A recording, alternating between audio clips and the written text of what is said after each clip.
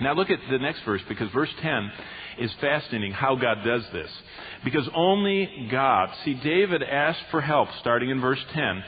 He asked for help because only God can cleanse and restore. Now that's why we have the gospel. We introduce to people the reality of what only God can do. No change of environment, no moving to California, as I said last week, to get away from it all. No getting a better, nicer house, better job, swapping off, getting a better partner for life. None of that can fix us on the inside.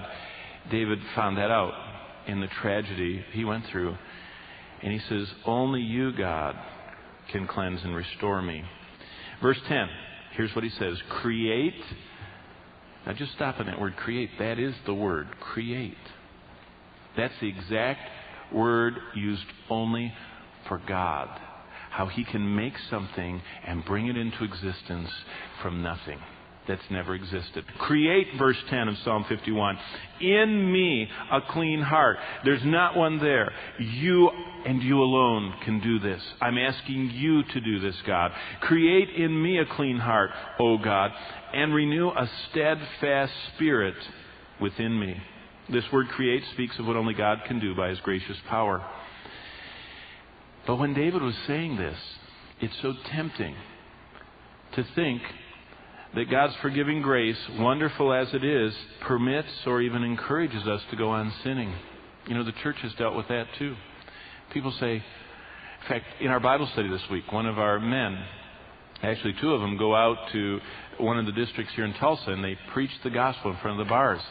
And they were preaching and declaring that God's righteousness against sin. And one of the bar-hopping, sinful life-living persons that they were preaching to said, 1 John 1:9, 1 John 1:9. You know what they were saying? Hey, I can go and live like the devil and go in this bar because I'm going to be forgiven anyway. Well, they don't know the grace of God.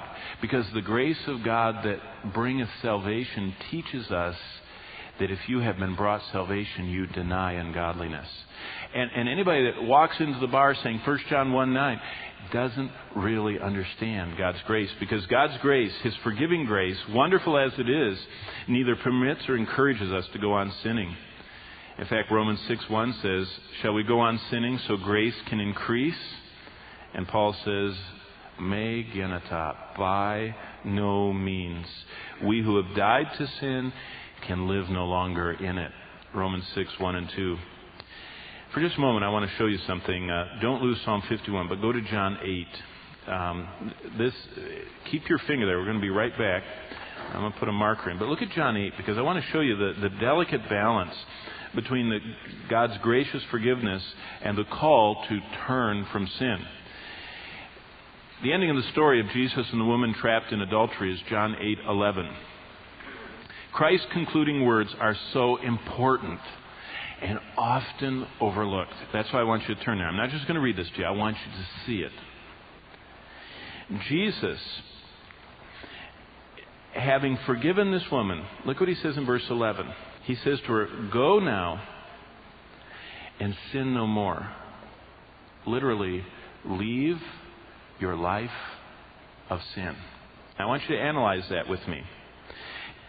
Having forgiven her, Jesus adds at the end of verse 11, go now and leave your life of sin. Now this is as clear as it gets. This is Jesus the forgiver, Jesus the sacrifice, Jesus the Lamb that taketh away the sin of the world. Looking at this woman, He completely forgave her. Completely forgave her. But the story doesn't end there. A lot of times we're so happy we just go right on. He says, no, leave your life of sin. God's grace always demands a change. Always following forgiveness will be Christ's words. Leave your life of sin. If we are saved, we must have an impediment started in our life against aggressively sinning. We can't go through the bar district and wave at the people telling us it's sin and say 1 John 1:9, because that's turning the grace of God into a license for sin, and God never intended that. At the same time, we can be grateful that Jesus spoke as He did. For notice, He did not say, leave your life of sin and I will not condemn you. Look at the order of what He said. He doesn't say that. If he'd have said that, what hope could there be for us? Because our problem is precisely that we do sin. There could be no forgiveness if forgiveness was based on our ceasing to sin. Instead of that, Jesus actually spoke in the reverse order. That's why this verse is so vital. First, he granted forgiveness freely without any conceivable link to performance. There's some people that think they've never gone fishing. Jesus said, go and I'll make you fishers of men. Have you ever been fishing? You catch the fish before you what? Clean them. You don't clean them and then catch them. And see, that's and a lot of people struggle with that. They think I got to clean up my life before I can come to Christ. No, He's the one that cleans up your life. When He catches you, you get cleaned. But you don't get cleaned before He catches you. And so look at the order. It's a reverse order. First, He granted forgiveness freely with no connection to the performance. And forgiveness is granted only on the merit of Christ's atoning death. But then, having forgiven her and us freely, Jesus told her and us with equal force, stop sinning. That doesn't mean don't ever sin again. Stop the unhindered direction of sin in your life.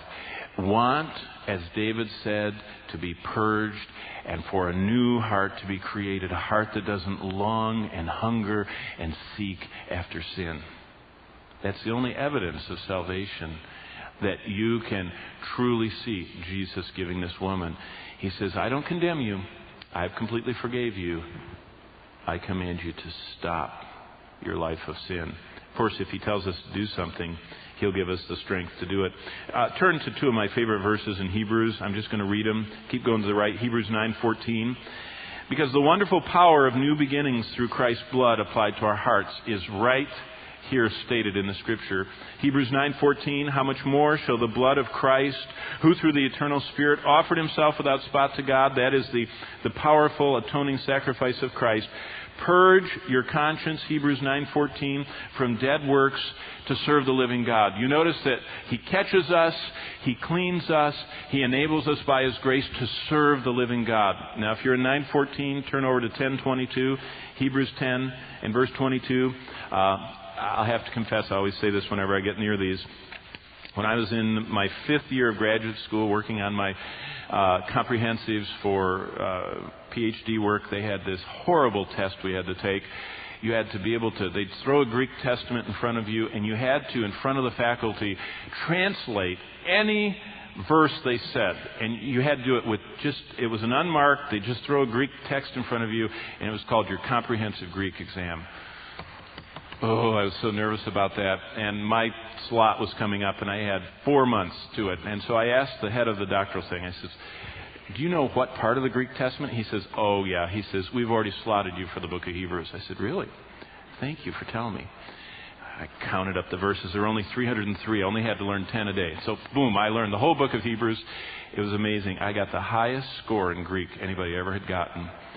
And in a twinkle of his eye, the presiding professor said, sounded awful King Jamesy to me, because I had memorized it. Okay, so I will never forget stumbling on these verses in my pacing, learning those verses for my comprehensive, and I was just learning them just to get the test over with. And I got to Hebrews 9:14, and it says, "How much more shall the blood of Christ, who through the eternal Spirit offered Himself without spot to God, purge your conscience from works that lead to death?"